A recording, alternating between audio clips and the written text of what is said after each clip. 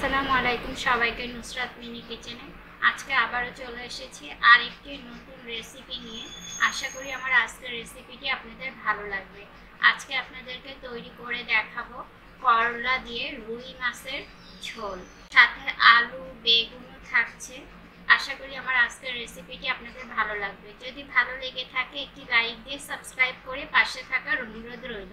আর যারা Facebook page থেকে দেখছেন অবশ্যই একটি লাইক দিয়ে ফলো করে রাখবেন, তাহলে মূল রেসিপিটি দেখে নেওয়া যাক। প্রথমে এখানে আমি কয়েক টুকরা রুই মাছ কেটে ধুয়ে পরিষ্কার করে নিয়েছি। এখন দিয়ে দিব কিছুটা হলুদের গুঁড়া আর কিছুটা লবণ। তারপরে আমি একটু হাত দিয়ে ভালোভাবে এগুলিকে মেখে নিব।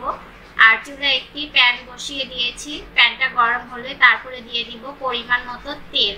তেলটা দিয়ে তারপরে আমি মাছগুলি ভেজে নিব। মাছগুলি এক এক করে দিয়ে দিচ্ছি। সবগুলি মাছ দেওয়া হলে আমি 1 মিনিট করে ভেজে নিব। 1 মিনিট ভাজা হয়ে গেলে তারপরে আমি মাছগুলিকে উল্টে দিব।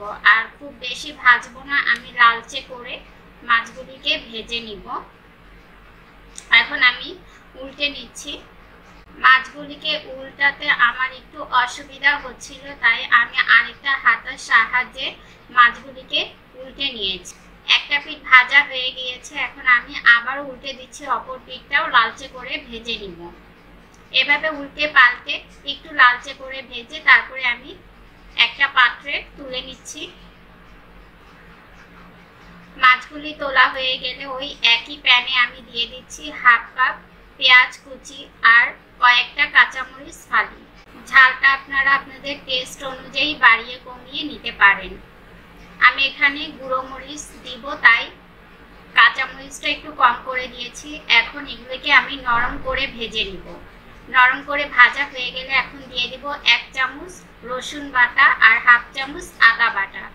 এগুলিকেও একটু ভেজে নিব, এতে করে আদা রসুনের কাঁচা গন্ধটা চলে যাবে। এখন দিয়ে দিব একটু পানি, কারণ এখন আমি শুকনো মশলা দিব। দিয়ে দিচ্ছি 1 চামচ হলুদের গুঁড়া, 1/2 চামচ মরিচের গুঁড়া, 1/2 চামচ জিরার গুঁড়া, 1/2 চামচ ধনিয়ার গুঁড়ার পরিমাণ মতো লবণ। তারপরে সবকিছু একত্রে ভালো করে মিশিয়ে আমি নেড়ে চেড়ে এটাকে একটু জাল করে নিচ্ছি। সবকিছু মেশানো হয়ে গেলে এখন আমি ঢাকনা দিয়ে ঢেকে কয়েক মিনিটের জন্য রান্না করে নেব। এতে সম্পূর্ণভাবে মশলাটা কষানো হয়ে যাবে। এখন ঢাকনাটা তুলে নিচ্ছি। ঢাকনাটা তুলে আবার আমি খুব ভালোভাবে এটাকে নেড়ে চেড়ে কষিয়ে নিচ্ছি। আর দেখতেই পাচ্ছেন উপরে তেলটা উঠে এসেছে, কষানো হয়ে গিয়েছে। এখন আমি দিয়ে দিব এখানে আগে থেকে কেটে ধুয়ে পরিষ্কার করে রাখা বেগুন আর করলাটা আমি এইভাবে চিকন করে কেটেছি। আপনারা আপনাদের পছন্দ মতো কেটে নেবেন। এখন এগুলিকে আমি একত্রে সম্পূর্ণভাবে একটু ভালোভাবে মিশিয়ে নিচ্ছি। তারপরে দিয়ে দিচ্ছি আগে থেকে সেদ্ধ করে রেখেছিলাম আলুটা একটু হাত দিয়ে ভেঙে নিয়েছি। আলুটা দিয়ে সবকিছু একত্রে ভালোভাবে মিশিয়ে নেড়ে চেড়ে আমি এটাকে কষিয়ে নিব। আর এখন ঢাকনা দিয়ে ঢেকে দিব। ঢাকনা দিয়ে ঢেকে আমি এটাকে 12 মিনিটের জন্য রান্না করে নিব। এতে করে সম্পূর্ণ মশলাগুলি সবজির ভিতরে ঢুকে যাবে। আর অফ ক্যামেরায় একবার ঢাকনা তুলে আমি এটাকে নেড়ে দিয়েছিলাম, না হলে নিচ থেকে পোড়া লেগে যাবে। ঢাকনাটা তুলে আবারও খুব ভালোভাবে নেড়ে চেড়ে তারপরে আমি দিয়ে দিব পরিমাণ মতো ঝোলের জন্য পানি। এখানে আমি গরম পানিটা দিচ্ছি, আপনারা চাইলে নর্মাল তাপমাত্রার পানিটাও দিতে পারেন।